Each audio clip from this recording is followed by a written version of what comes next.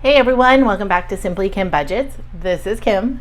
Thank you so much for those of you who are back and have subscribed. And if you're new and you enjoy cash stuffing, budgeting,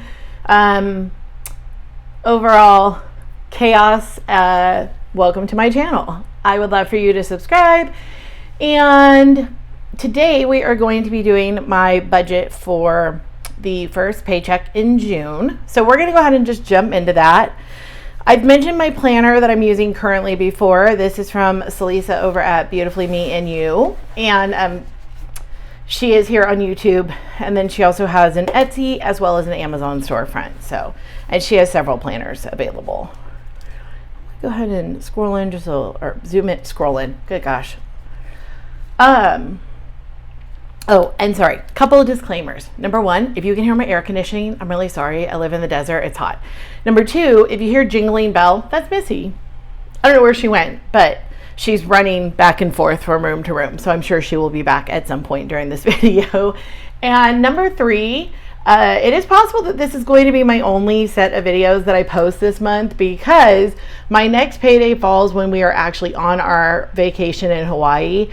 And by the time I get back, because after Hawaii, I'll be in San Diego for almost a week. So by the time I get back, it'll almost be time for the first paycheck in July. So I haven't really decided how I'm going to make that happen. I definitely don't want to bring everything with me on vacation, mostly because I just have too much stuff already without bringing all of this. So if nothing else, what I may do is just some like shorts to kind of recap how things went when I get back. I don't know. So I just want to give you guys a heads up about that. So I had mentioned before that this paycheck was going to be a really wacky one because the district I work for offered us a employment bonus, a retention bonus, I guess I should say. So they split it. We got half of it at the beginning of the year and then we got half of it now. So what I decided to do is I'm just budgeting for $4,000, which is my typical take home ish. I do a bunch of extra things at work. So if you've been here for a while, you've probably noticed, even though I'm salaried, my paycheck varies. It's because I supervise several people. I always have a student that I am in charge of, and then I have a ton of kids on my caseload. So I get paid extra for all of those things. So it just depends on how they submit those timesheets as to how I get paid. So there are times where a paycheck will be significantly lower, but then the next paycheck is significantly higher. So $4,000 is kind of just my average base. So what I'm going to do is I'm going to take the extra that is from the retention bonus. And then there was also one other little bonus that we got. It's too long to explain, but I got two extra amounts of money. Those are going to go directly towards a credit card, and they're just going to go towards the next one that's in line, and they're going to pay that one off, and then they're also going to pay about half of the following one, I think, if my math is right. Anyways, I'll let you guys know in the next video if I was right. Math is, not my strongest suit, which is part of the reason why I do this, to make sure that I keep myself accountable.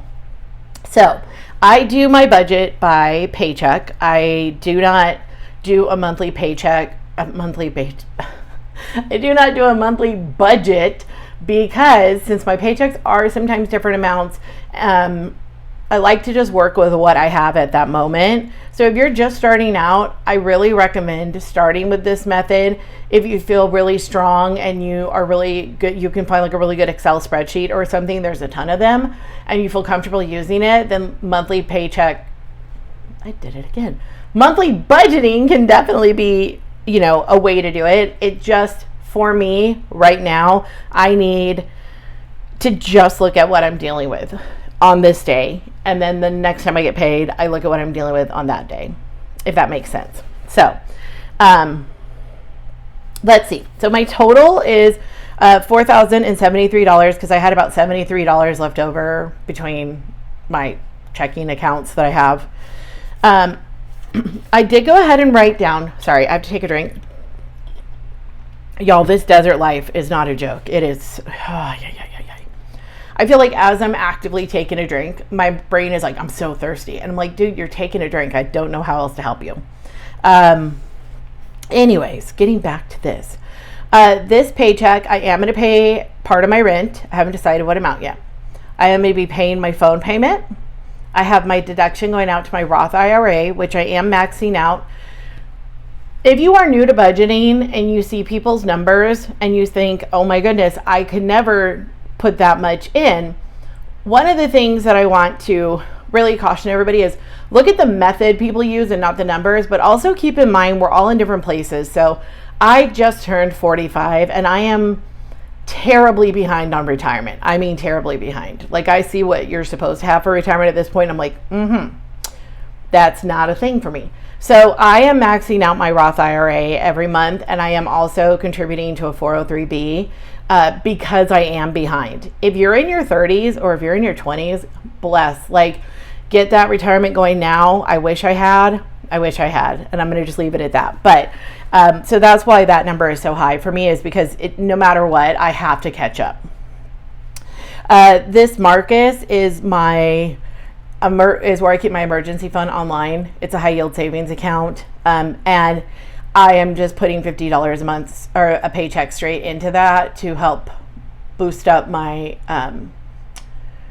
emergency fund.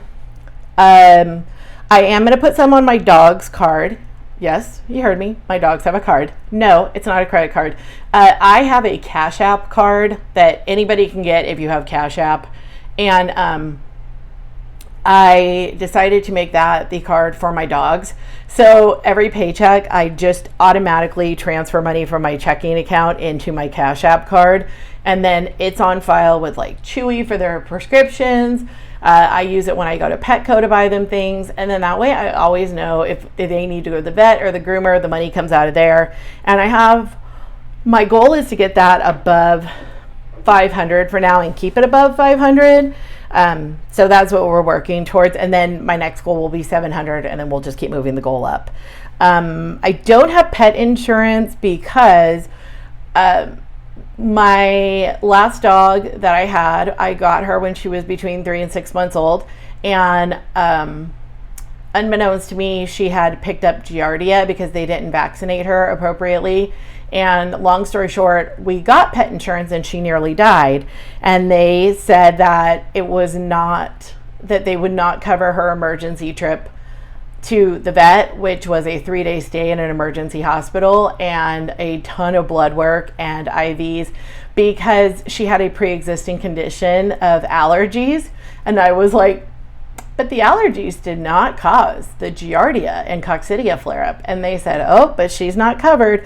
So the dog I got while she was still alive has heart murmur and seizures. So I was like, well, they're probably not going to cover you either. So I have just been doing this and setting money into an account because pet insurance can be great depending on what kind of dog you have. But I seem to find the medically fragile little friends. And so it's not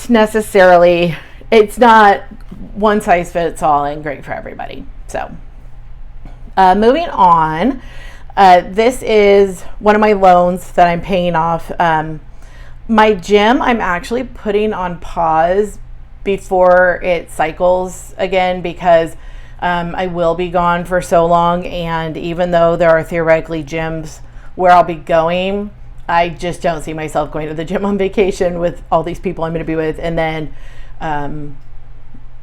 so I just put it on pause. So it's going to be $15 instead of the normal amount. Buffer, I haven't decided yet. Normally my car payment is due in this first month. I'm very happy to report I refinanced my car. I was at my credit union right before. No, was it in June or in May? When was Teacher Appreciation Month? It must have been in May. And they said, oh, since you work for the school district, if you refinance, we'll automatically lower your interest rate 2%. So they did. I did that. And it's not due until July 10th, I think it is. And a part of me is saying, go ahead and pay part of it. But another part of me is saying, I could get kind of ahead, like I could add a little bit more to the dog one. I could do a couple of other things that I think I would rather do. And then I'll start paying the car payment again in July. I have been paying extra, and I had been paying about $50 extra a month. Because of the refinance, I think my car payment is going down. I think it's like $35 a month. So I'm going to continue to pay the amount I was paying. So I will now be paying, I think it's $70 a month, somewhere around there, 65 or 70. So that will help to get rid of that faster. So I think I'm going to just take advantage of this 1 month. And I know a lot of people are going to say I shouldn't do that, but these are my 2 credit cards that I have successfully paid off. There were just a couple of little transactions that were like lingering, either subscriptions or one of them, I had a quarterly subscription that I do still use for work actively. So I just needed to switch that to a different card. So one of them now has 107 and one of them has 88. So at some point this month, I will be paying those completely down to 0. Those cards have been destroyed. They were just pending. They were already happening. And then these are the minimum payments for those. So I might make these now and then do the rest of them on the second paycheck, or I might just do them all now. So we'll see how the rest of it goes. Let's see. Food, I'm allotting $200 for, and I don't need to deal with that because that has already been deposited directly into the card that I use for food, both eating out and groceries. Miscellaneous and fun will both be getting $50, and then gas is getting $150, and it is already in the account that I use for gas. If you're new, I go to Costco, and you can't use cash at the Costco gas station, so I put it into a card. And then if there's anything left over on it, it is kind of just like a extra little car emergency buffer. So like if I had to get a new tire while I was driving from here to San Diego, I could use that. Or if I need a car wash or whatever. So let's go ahead and figure this out. So we've got 4,073. And I'm going to go ahead and just subtract out this amount down here, the 450. Sorry, you guys, there we go. And that will leave me with 3,623. Okay. Now, I'm going to subtract out these individual amounts and then see where we are. So we know we have 150 for the phone, 541 for the Roth IRA, 50 going to the Marcus account, 340 for the loan, and 15 for the gym.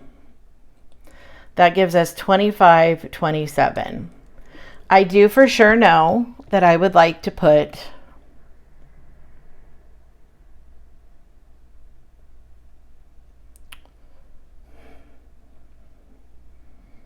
$350 into savings challenges. So I'm going to make this total right here 350. And I do know that I would like to put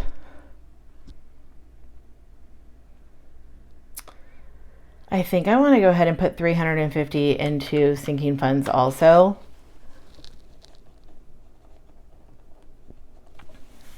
So that leaves us with 1,827. I am going to put $300 towards the dogs. You know what?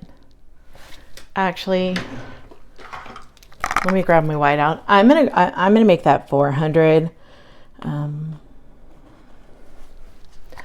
I would, so minus another 100 for them. For my buffer, I want to go ahead and I want to keep 250 in my buffer this time because I will be traveling so much. And even though I have all the money set aside, I want to make sure that I don't have any issues with anything.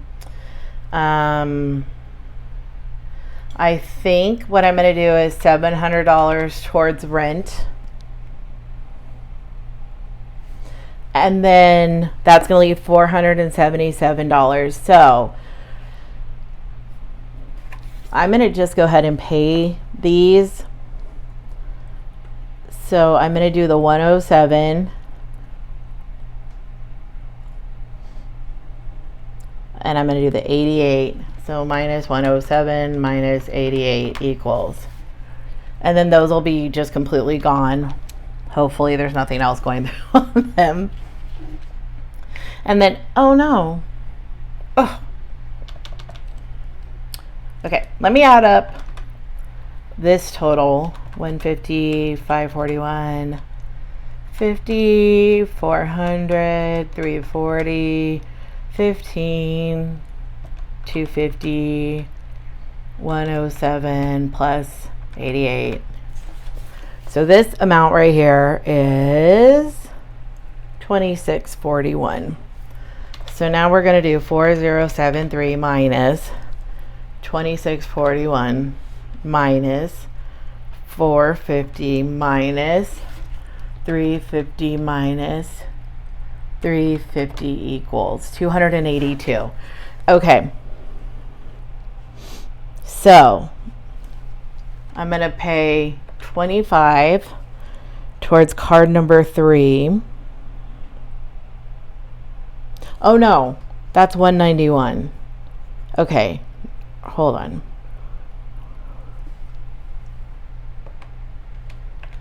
Okay, so I'm going to pay 100 towards that. I'm going to pay, there's no minimum due on cards 2 and 3 yet because there just isn't, because of how I paid them. Nothing is due yet. What have I done here? We're going to wipe this one out. Oh my goodness, what have I done? Goodness gracious, ma'am. Just writing all sorts of crazy amounts.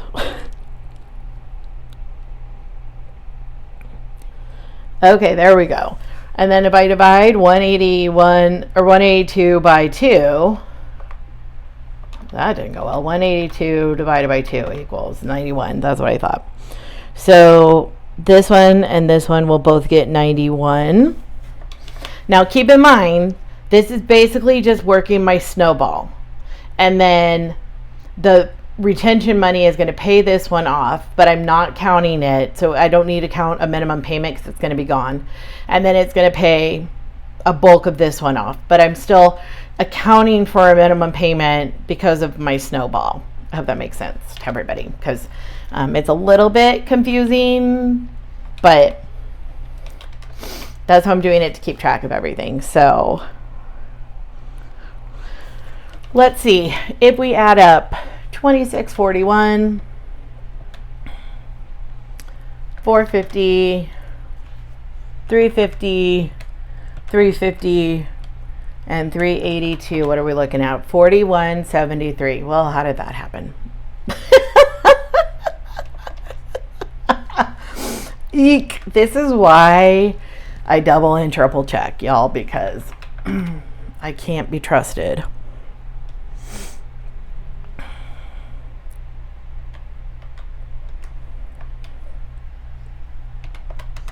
Minus 350 minus 382 equals minus 100. Okay, well, okay, so here's what we're going to do.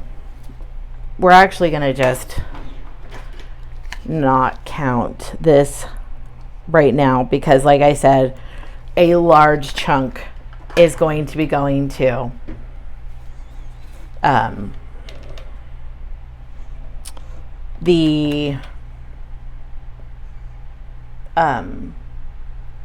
a large chunk of my retention bonus is going to be going to paying that second one off. So I'm going to just take it off like I'm not paying a minimum on it.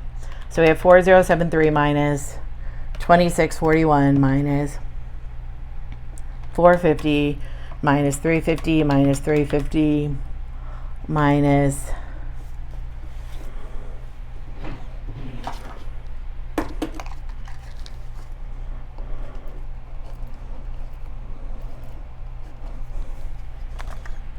200.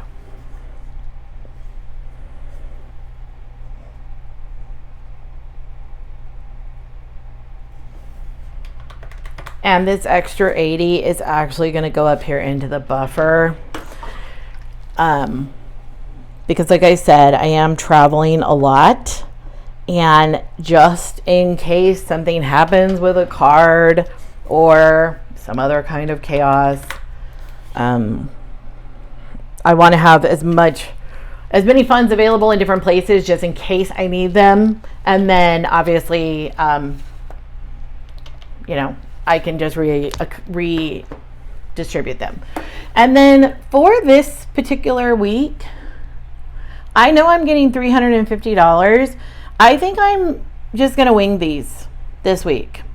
And I'll tell you why, because if you saw my end of the month recap for May, a lot of them are pretty close to being able to be at the next 100. So I can put in a cash or a placeholder and take the 100 to the bank.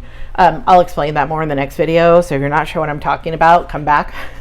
But I don't want to have to pull out those papers and make you guys sit here and watch me try and figure out that math. So we're going to just do it as we go along. And then I'm going to just go ahead and get out the cash for the, I do know that I need $33.88 for my penny challenge this week. Next week, next time it finally changes amounts. So weird that it was the same amount for so many times in a row. I'm still baffled, but anyways. So yeah, so I think that's what I'm going to do with that. So that's going to do it for today. We're at $0. That's a terrible zero, but let's move along. So I'm basically just going to tell them I want a bunch of different denominations. I'll probably get a 20s and lower, since I am trying to take money out as I hit 100. Although maybe I'll get a couple of hundreds for savings challenges. Yeah, that's what I'll do. So anyways, thank you guys so much for joining me. And I will see you in the next one when we deal with my sinking fund. So I hope you all are having a fantastic day. Stay cool if you're somewhere hot like I am, and drink lots of water, and take care. And I'll talk to you in the next one. Bye.